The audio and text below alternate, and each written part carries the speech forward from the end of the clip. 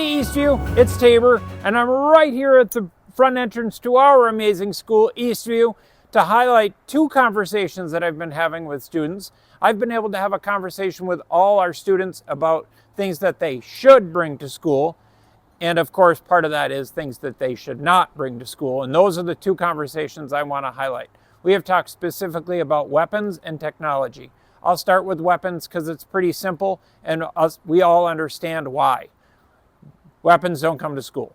That includes toy weapons. It's like a Nerf gun would fall into that category. And a big part of why those don't come to school is for communication reasons. We don't want those to come to school because no, they're not a real weapon, and no, they're not going to hurt anybody, but they can be confusing, and especially for young developing minds, it can be one of those, oh, you brought your Nerf gun to school, I'm going to bring something else. And we don't want that. Those have no place at school. And Eastview needs to be a safe place. We have very important work to do. It needs to be a safe place in order for us to do that work. And I take it so far as to say we're not bringing finger guns, we're not drawing or anything about weapons. Just has no place in our school culture and our school community. We do take those in a very reasonable measure. So we talk to students on a pretty regular basis about trying not to do things and learning from our mistakes. That's a big part of our school community and our school culture.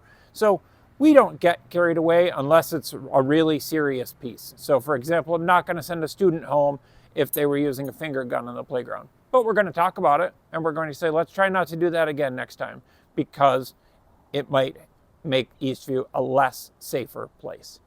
The other piece is technology. That's the other conversation that I get to have with students. And specifically at Eastview, as well as all of Lakeville schools, it's pretty simple. We ask for smartwatches and smartphones to be put away.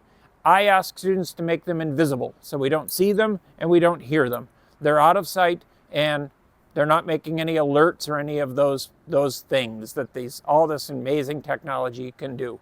We have plenty of systems in school where students can call home. We have an amazing nurse, Nurse Katie, who will help students when they're not feeling well and give a little buffer so that you're not getting a text or a message from a student saying, hey, I don't feel good, can you come get me? If you do get a message like that, please simply reply and say, talk to your teacher, talk to Nurse Katie, and we will handle those things, and we'll call you if we need to. But again, we have very important work to do, and we want to make sure that our students are engaged in that work, unless it's absolutely something that you need to be involved with at home. If you have questions or comments about these things, feel free to reach out to me. I wanted to use the video to clarify those two particular parts. As a part of the Should I Bring conversation, I added notes in the October newsletter, so you have that information as well. And again, I really hope that this is helpful information that helps you support us and stay actively involved in your school community. Thank you.